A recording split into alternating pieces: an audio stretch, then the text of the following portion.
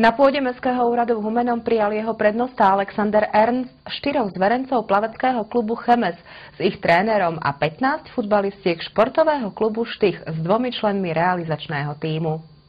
Plavecký klub Chemes Humenné v súčasnosti tvorí 10 dospelých ľudí, ktorých úlohou je zo 48 talentovaných detí vychovať nádejných mladých reprezentantov mesta a neskôr možno aj Slovenska. Zároveň sa starajú o ďalších 60 školákov, ktorých učia plávať, a 30 detí v prípravnom výcviku. Športový klub Štych zase združuje 3 samostatne fungujúce družstvá futbalistiek, a to ženy, staršie a mladšie žiačky, ktoré počas každej sezóny prechádzajú náročným výkonnostným tréningom. Oba kluby pritom žnú obrovské úspechy na celoslovenskej úrovni.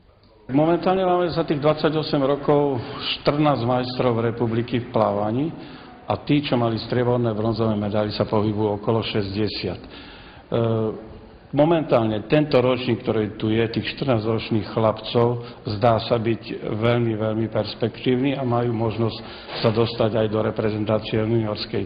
Už teraz sa umiestňujú na prvých 3 miestach v celoslovenských tabuľkách. Nasvedčuje tomu aj teraz v sobotu preteky, ktoré boli až na jeden prípad, tí chlapci zlepšili svoje osobné rekordy a nie malou časovou rezervou, to znamená, že veľmi dobre zaplávali tieto disciplíny. Prednosta Mestského úradu v Humennom vyjadril počas slávnostného prijatia rešpekt mladým športovcom a hlavne ich podporovateľom, poďakoval im za ich vynikajúce výsledky a odovzdal obom trénerom plakety mesta Humenné za doterajšiu športovú činnosť. Ako vnímate úspechy mladých humenských športovcov, ktorí vlastne dosiahli tie najlepšie výsledky na celoslovenskej úrovni? No, jednoznačne to vnímam veľmi pozitívne. Je to vynikajúca reklama mesta Humenné, ale zároveň je to za tým veľká drina a veľa seba zapierania sa.